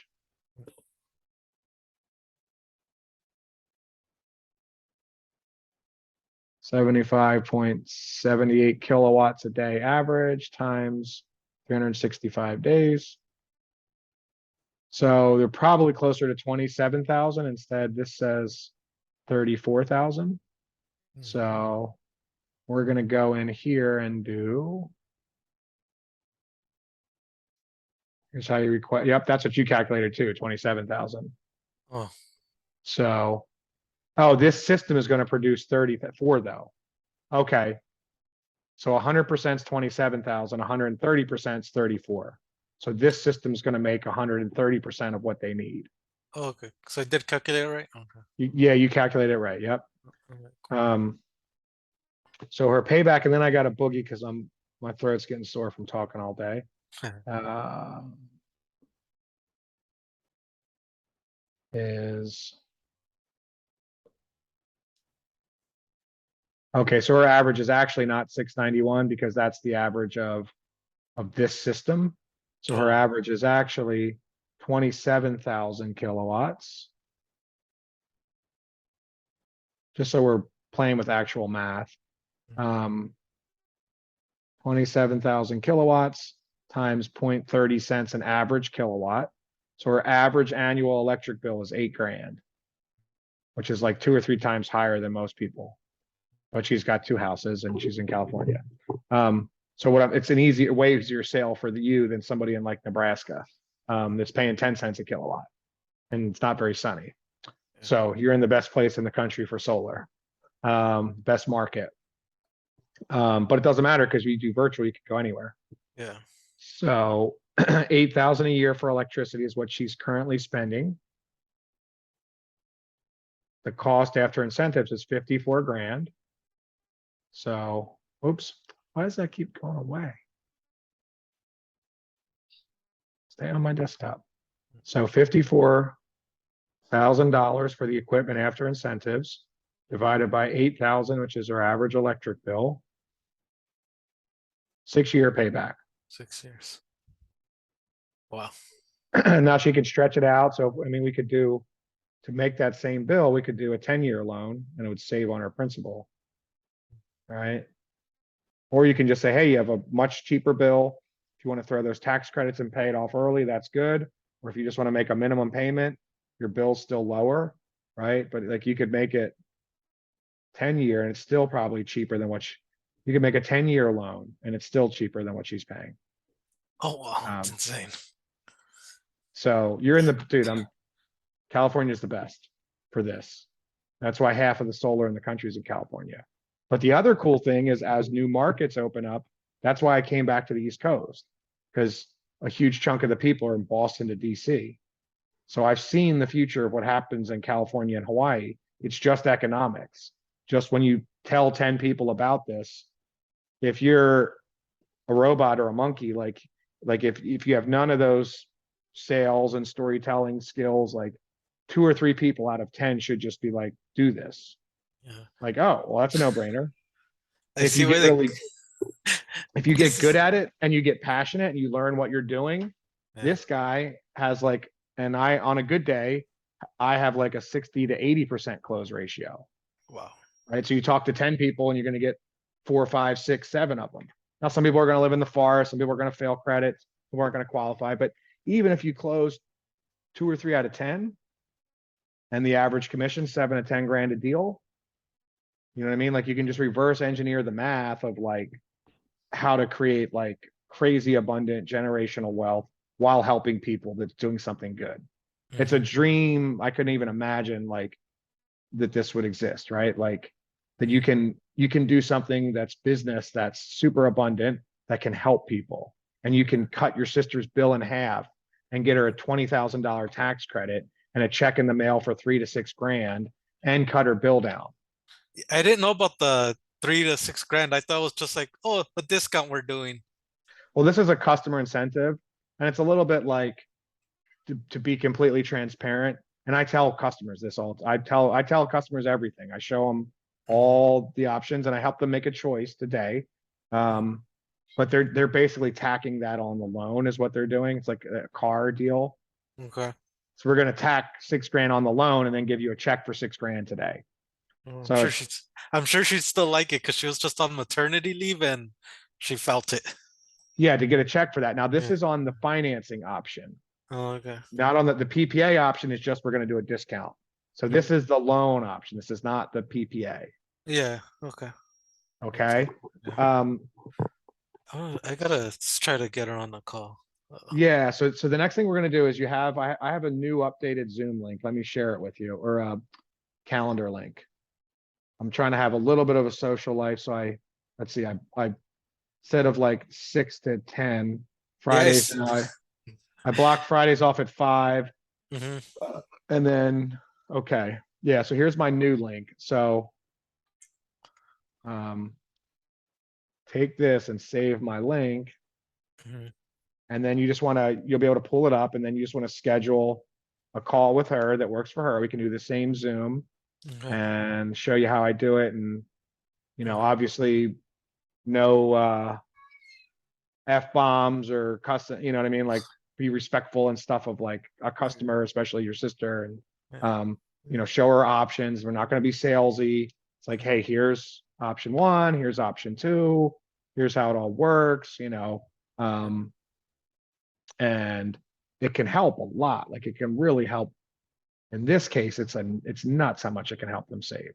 Most Hmm. places you're thinner margins, like it's you're going against 15 cents and you're 12 cents on a PPA, or their bill is $200 and you can get it's the same, it's a wash. But even if it's a wash, it pays for itself once it's paid back in year 6 or year 7. Here's the other point, like so copy that, save that. Um, Here's the point is like the cost of not doing it for the average house is 3 or 4 grand a year times 30 years. Hers is 8 grand a year times 30 years. So the cost of like not doing solar is like 80, 160 to 40 if electric never goes up, if you put a little bit of inflation, 2 or 300 grand just to keep the freaking lights on. Like that's a house, and right? Like that's insane. She goes solar. Look at this, dude. This is if she buys it. If she buys the solar system, Hmm. and we did this stretch it out for this 20-year loan, just because that's like even more insane of how much lower the monthly payment is. She gets her bill from like 600 or 700 bucks a month, gets rid of that, gets it down to $10 to be plugged in, pays 280 to own the solar, gets a 20 grand tax credit, gets a check in the mail for 3 grand, um, 7 year payback if she throws the tax credits and extra money at it. Um, and then she goes on to save. That's going to save her like $250,000, and you're going to make like, let's see, we'll play around with the. We didn't do any adders. Okay, this is still a 16 grand margin, so you're going to make 70% of 16,000, and you're giving her like a good deal. If it was like someone you didn't know, you could make, you know, oops, that's too much. Like I would never do that. My goal is like 10 grand a deal roughly if the deal supports it. So as long as their monthly payments lower, right? But um right here you'd make, so we make 70% because we 30% for the house for overhead, whatever. So in this case, if you did $1, now we want to also go here and it's a regular roof, right? I Not have no Spa- idea. it's I not have no. Spanish tile, let's say. No, no, it's not. Okay. So, and we'll do this stuff later because I really gotta be Okay. quiet. But you go in here, and this is a whole other thing. But if there's a lot of concrete tile, Mhm. right? So there's a different. You can do flat roofs. If we're going to do a ground mount, that adds a lot of that adds costs. But a regular roof, no costs. Since it's Um, two like separate arrays, like from far from each other to the box, is there gonna be like a lot of wiring or trenching that has to be done or anything like that? nope, I just clicked in attic run, so they can run it through the attic. Um, If it's more than 4 arrays, we do extended, we're gonna add the extended warranty. If it's more than 4 arrays, that's 30 year. You do multiple arrays. Yeah, there's the stuff I don't know. Yeah, but yeah, we'll play around with this later. Okay. But but on this, you would make on this deal, saving her 250 grand, cutting her bill in half, you would make 70% of 21 grand. So I'm not you a can, I'm not a I'm still on I have to go through a mentor still. yeah. So in this case, let's say it would be like this. So I could help you do this one, but um 21,000 times 0.7. So once you do your mentor ones, you would make 14K commission, 14,007. On this one, we split it 50-50. Oops, did that wrong. So we each make like 7 grand something Mhm.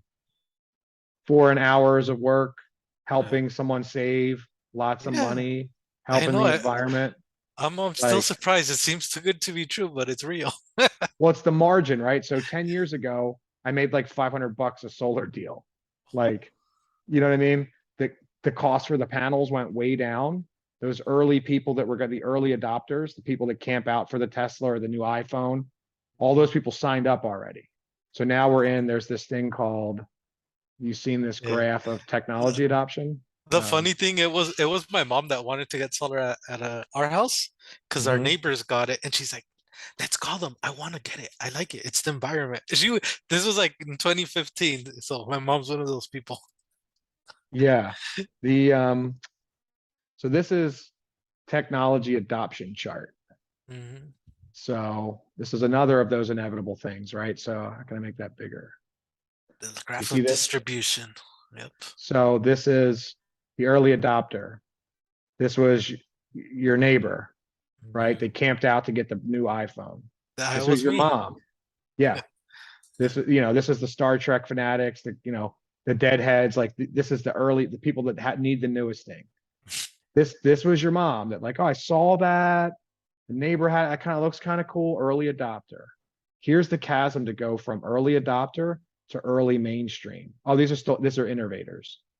So this is like, so these people already signed up. This is I was making 500 bucks a solar deal, right? This was like, and the equipment was really expensive. So the equipment went way down. The early people signed up. There's still these incentives. So now there's this margin, and these companies, they want people to sign up. So they're cutting us in on a healthy aspect of the margin. I'm hoping this will be that way for 5, 7, 10 years. Mhm. At some point, it's going to be like a normal car sale, or right now it's like real estate commission. Yep. Um, but what the real estate commission you make selling a $300,000 house, we make the same thing on a $30,000 solar system. It's And fucking, it's and amazing. and sales cycle for real estate is way longer because I used to do Yeah, marketing for them. yeah. So this is inevitable. This is everyone's going to do this, whether they, you know, Mhm. like it's going to be like indoor plumbing or air conditioning. Like, what do you mean you dig a hole to take a dump in the backyard? Like, what do you mean you have a horse and buggy? Like, what do you mean? Like, there's some people that do, I guess, right? The Amish or whatever, Mhm. but it's going to be cell phones. It's inevitable. But the beauty is we're still right here. Yep. So it's really just an educational thing, like going out, like spreading the gospel of sunlight. Like the more you can talk to people, and they're going to be skeptical and they're going to have all these objections, but once you check it out, you're like, oh, okay, that's how it works at night. All right. Oh, okay. Walmart and the military does this. Okay, okay, it must actually work. Oh, this has been around for 50. Oh, okay. Oh, that's a no-brainer. Why isn't everyone doing this? And then I'm like, everyone is doing this, right? Like Walmart and blah blah blah. Like, um, well, you'll see it. Then we're going to walk her through their options, and if it makes, I mean, it makes enormous sense for her, way more than most people. Like this is a deal in Florida where they pay like 12 cents for electricity, just to give you a reference point. This is an average size system, 10 kilowatts, 10,000 kilowatt hours. This one isn't making everything she needs. This is getting their bill from 200 bucks to 147, right? This is an average. This is your normal system. Um, but there's still, margin on there depending on, and the beauty of it is you can adjust it. So if you need to beat a competitor or win a deal or help your sister out, give her the Yeah. lowest you can possibly do it, Yeah, I right? discovered that like just messing with that thing more. I was like, I didn't know we could do this. Yeah. When I That was worked at amazing. like Tesla and Solar City and Sunrun, and they're all great companies, but they have a lot higher overhead. Yeah. They've got factories and trucks and corporate offices and middle managers and VPs and directors and salaries and people on cars and paying Home Depot to set up in their store. So their cost of goods, the raw cost for the panel, the lowest I could sell it was like $3 a watt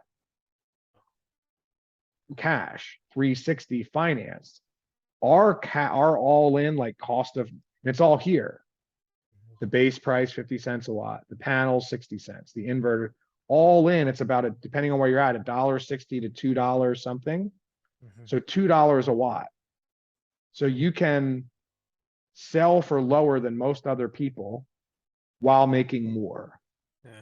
because the difference of the margin, like at Sunrun, if I wanted to sell a 10 kilowatt system for cash and make no money, the lowest I could go is like $3 a watt, which would, $3 a watt times 10 watts, $30,000 system.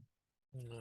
Here, I could sell that same system for like $1.80, $2 a watt, like 18,000, $2,000 Mm. or 20,000, Yeah. making nothing. Like that's the bare bones. So if I wanted to make, so I could sell it for the same, sell it for 30,000 at Sunrun and make 200 bucks, sell it for 30,000 at Power and make 10 grand. Mm. I mean, Yeah. No brainer. and we all, you know what I mean? So it's like, it's a pretty interesting model having that networked peer to peer instead of having a hierarchy top down model, which is the corporate model. This is, they call it a Lagrange star. It's like the internet model, networked.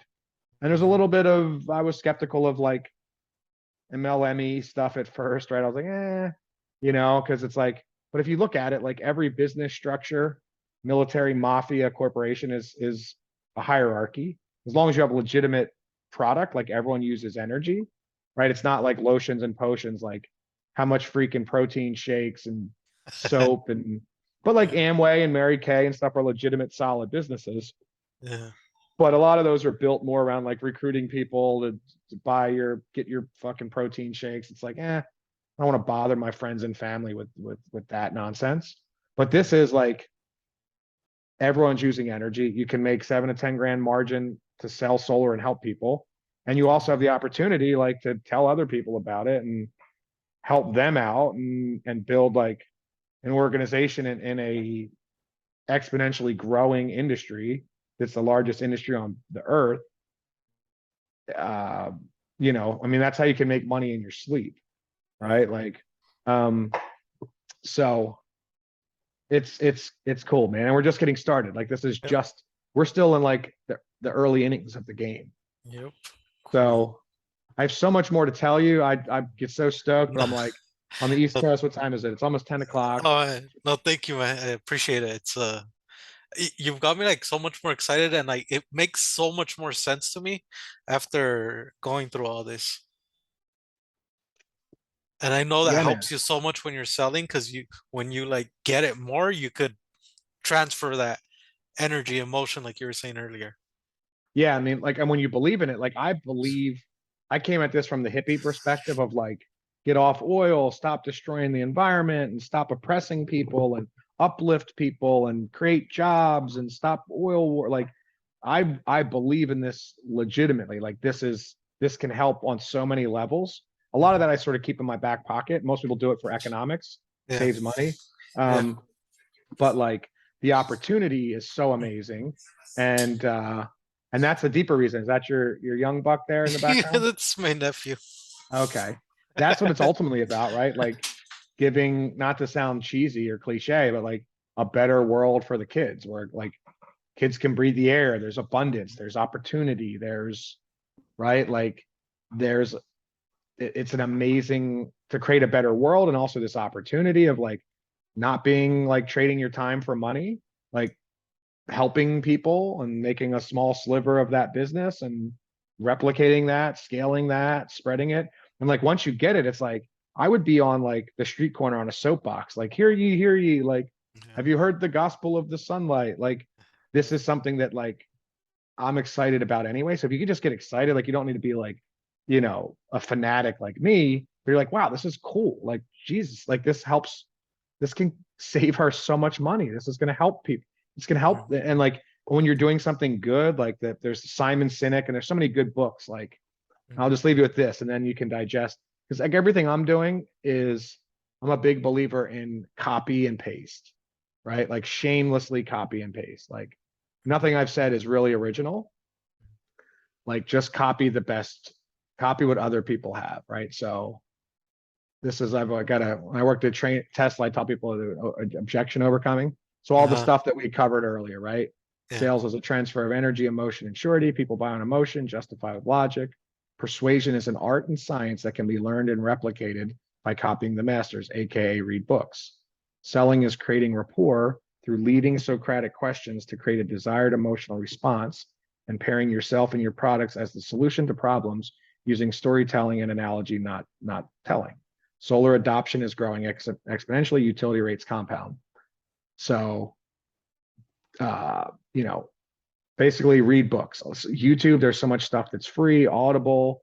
Um, Probably the OG is Dale Carnegie, How to Win Friends and Influence People, Think and Grow Rich by Napoleon Hill. These are like the science and psychology of success. Now, these guys were like back in the during the Depression days. They studied this guy, Andrew Carnegie, who was like the steel magnate of the time, the richest person in the world at that point. He hired this guy to like codify his philosophy of success. This was like during the Industrial Revolution, where all this like, and a lot of these were self-made people. So he went around and interviewed all of the titans of the day, like Henry Ford and Rockefeller, but self-made people, right? Like not, the country was like horse and buggy, and all of a sudden these guys were building high rises and stuff, um, using a lot of oppressive of their workers and sweatshops, and they didn't do it themselves. There's some other stuff to it, but and a lot of this is founded on like ancient natural principles. Like it's not like there's a thing of Tony Robbins. He's like, I'm not a motivational speaker. It's like screw motivation. It's these are the laws of nature and the laws of the universe of like how things operate, like Mhm. frequencies and Yeah. planting your seeds and harvesting. Like nature wants abundance. Nature wants creativity. The universe, whatever, God, goddess, mother nature, whatever you want to call it, right? Like these are laws of nature. If you can get in harmony with that and have this like servant mentality, like you want to help people, servant leader, um, right? And you're coming. The goal is to authentically, genuinely connect and help people. Um, then like the sky's the limit, right? So these are, start with these two books. They'll change your life if you haven't read them yet.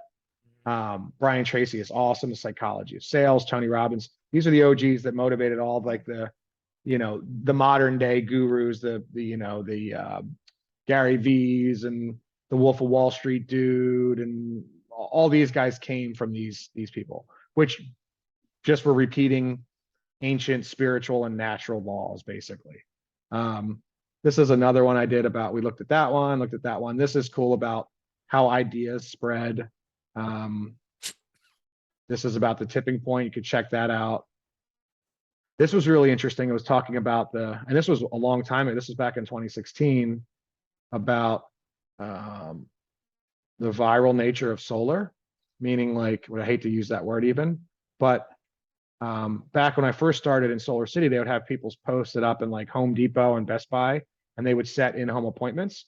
And so the yellow would be, a Home Depot appointment. You go to their kitchen, you pet their dog, you break bread at their kitchen table, show them how it works, and the yellow signs up. The green is referral. That's that one person signs up, then two, then four, then that's your mom. Your mom was green, right? Like, oh, the neighbor got it. Let me go ask him. Because at first people are like, I don't know. They're skeptical of salespeople, rightfully so. I don't know. Once a neighbor gets it, they're like, they're a normal person like us. They're not Rockefeller. How did they afford that solar? And then they talk to them like, oh, wait a minute. They put it up for free and you got a lower bill, or they financed it and your bill was lower and you got a $10,000 tax credit. Like, how did that work? Oh, call, tell Steve to come or whatever. Yeah. So very interesting, right? And so this is how you're in one of the densest area. You're in a great area for it. Yeah. So let's see what else. And we covered most all. This is just wrote it all out, right? How can you? This is the idea. This is all like lead generation of like hunting, farming, and fishing. Mhm. Hunting is out in the wild, door to door, cold calling, networking, setting up a table at an event, talking to everybody you meet. Mhm. Farming is planting seeds, like growing a referral network. Fishing, I would say, is like advertising and Mhm. marketing. So you have a bunch of different polls in the thing, like Facebook ads, YouTube. Mhm. Um, Bastard. what's happening, Sebastian? What's going on, dude? Go, go, go, go. Out, out. Ask him a Yeah. joke. Tell him to say what's up. It's driving me When I used crazy. to I work can in drive you Tesla, I would crazy. always like to get the kids involved. Oh Like yeah. when we worked in the Tesla showroom, like, oh, what makes plants grow? Or, um, so anyway, this was a whole thing on lead generation. We covered most of all this, people being tribal and emotion and right, like we think we're advanced, but like we're primitive tribal animals that respond on emotion. And that's what brands do, right? The brand is they're creating a brand, right? And that's why I name drop because people trust Hmm. Walmart. They trust and they know Walmart doesn't give a shit about the environment. They know if they're doing it for a saving money reason. Um, Yeah. Yep. um, yeah. So anyway, that's this one's how to grow your network. Mhm. Another one we'll cover next time was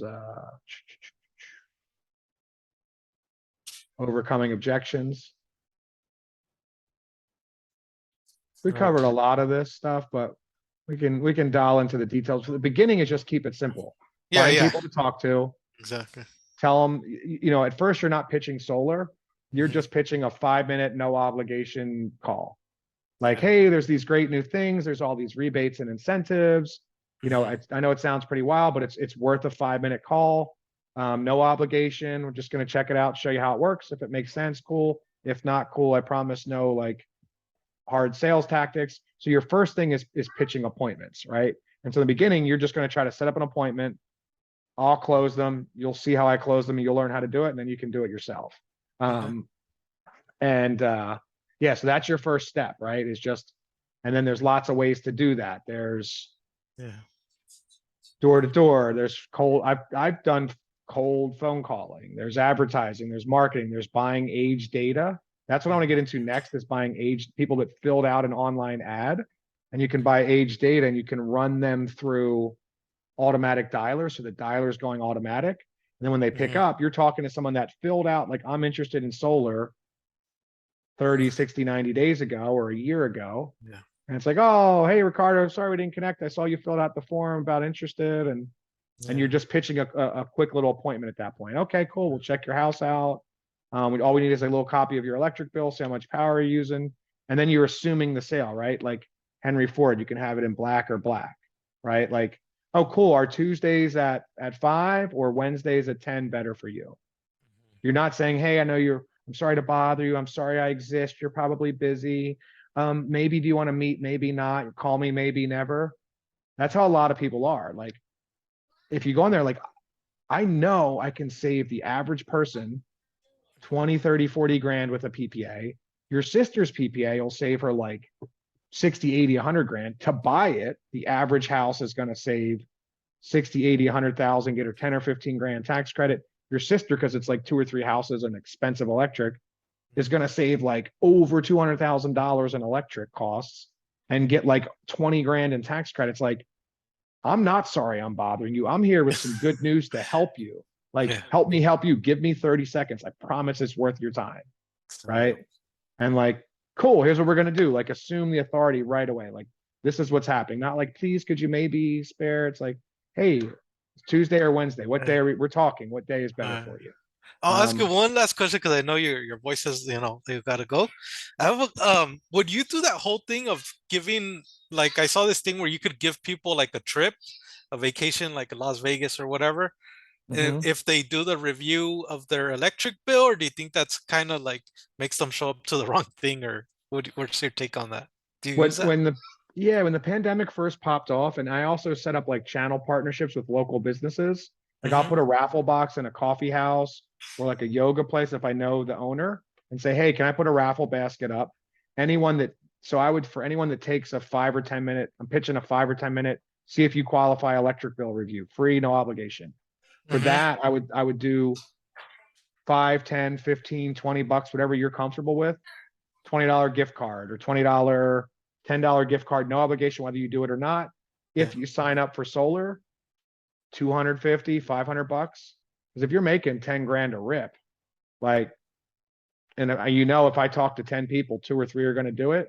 So $20 just to talk to me with the flip side is you don't want to be thirsty. Some of the door-to-door guys do this reverse psychology of like, not every home qualifies. I don't know if you're qualified. I'm a busy guy. I'm too busy. Like, but I'm always like, I'm like a pitch man, like popcorn, peanuts, cold beer. Like, um, so that's what I would offer in the beginning when I was starting. Offer 5, 10, $20 gift card just to take a quick 5 minute thing. Like that's what I'm posting that stuff on Facebook. I'm going into like groups are a huge thing. Like before you have the budget to pay for ads, you go to yard sale groups, electric car groups, moms and dads on a budget, my local Encinita discount thing, or like, and when the power goes out, everyone's complaining about electric, gas. Like I'm just in there trolling all the time, posting my shit, private messaging, slide into them DMs, like, oh hey, blah blah blah, Yeah. and just constantly posting that stuff all the time. So yeah, Mm-hmm. I would offer 10 or $20 Mm-hmm. gift card or something just to talk. And then if you sign up 250 or 500, like when they sign up and get installed, you just made 10 grand or 7 grand. Mm-hmm. I'd happily pay Yeah, 250 or right. $500 for that all day. Yeah. Um, so here when I was talking about Moore's law versus Swanson's law, Mhm. um, yeah, so I'll send you all this stuff. We covered most all of it, Okay. but All I got this stuff for days, and right. um, yeah, man. Well, let's go unplug, go chill with the family. Okay. That's what it's ultimately about, Yeah. and then we'll go from there. We'll touch base. All Yeah, right. get her on my calendar. So put Okay. her talk to her, put her email, my email, pull up Hmm. a time. We'll go over how it all works, and then we'll go from there. All right. Awesome. All right. Thank you. See you. Cool, man. Well, thanks for hanging out. We'll uh Thank you. we'll we'll catch you later. All right. Bye. Bye.